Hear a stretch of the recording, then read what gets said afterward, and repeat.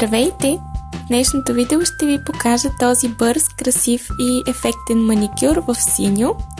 Започвам с нанасянето на лак основа, след което от светло-синия цвят на всички ногти без котрето, на него нанасям от малко по-тъмно синия цвят.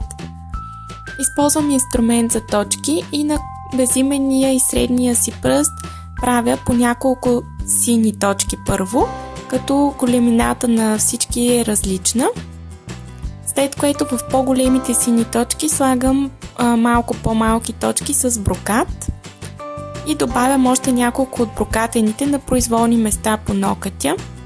Добавям още малко сини точки и това е декорацията на тези два нокътя. За показалеца си и палеца си реших да направя френски маникюр с тъмносиния цвят, като използвам директно четката на лака. Това е завършеният маникюр, остава да нанеса топ лак. Надявам се този бърз и лесен маникюр да ви е харесал и да го изпробвате. Може да изберете други цветове, каквито на вас ви харесват. Ще се радвам да видя снимки на Facebook страницата ми Василена Snails. Благодаря ви, че гледахте това видео и до скоро!